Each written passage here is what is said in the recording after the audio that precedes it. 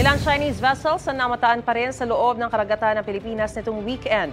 Patuloy ang pagtaboy ng Philippine Coast Guard sa kanila, kabilang ang monster ship ng China na nasa Zambales. May unang balita si Jonathan Andal.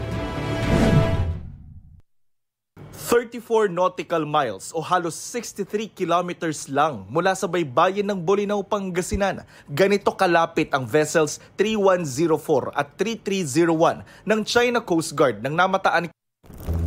Agad pinalipad ng Philippine Coast Guard ang kanilang Islander aircraft at sinubukang itaboy ang mga Chino.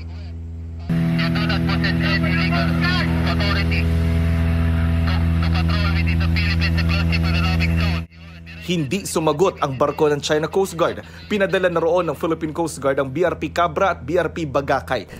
Ginagawa na raw kasing normal ng China ang illegal na pagpapatrol sa loob ng Philippine Exclusive Economic Zone. That you are inside in the Philippines. Magiging profesional at maingat naman daw ang PCG para maiwasan ang pagdala ng tensyon sa pinag-aagawang teritoryo. Bukod sa dalawang barko sa Pangasinan, patuloy namang namamalagi sa ating Exclusive Economic Zone ang Vessel 5901 o ang tinaguriang monster ship ng CCG.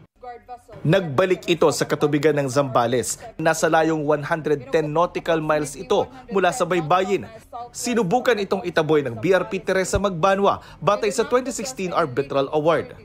To China Coast Guard Vessel 5901, this is Philippine Coast Guard Vessel BRP Teresa Magbanwa.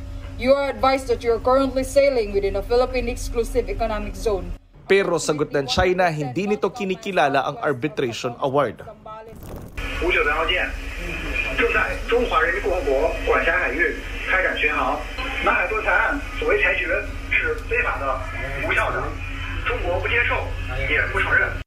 Ang monster ship ng China ang pumalit sa China Coast Guard Vessel 3304 na ayon sa PCG ay naitaboy raw nila palayo sa baybayin ng Zambales. Sinusubukan pa naming makuha ang reaksyon ng Chinese Embassy kaugnay nito. Ito ang unang balita. Jonathan Andal para sa GMA Integrated News. Gusto mo bang mauna sa mga balita? Mag-subscribe na sa GMA Integrated News sa YouTube at tumutok sa unang balita.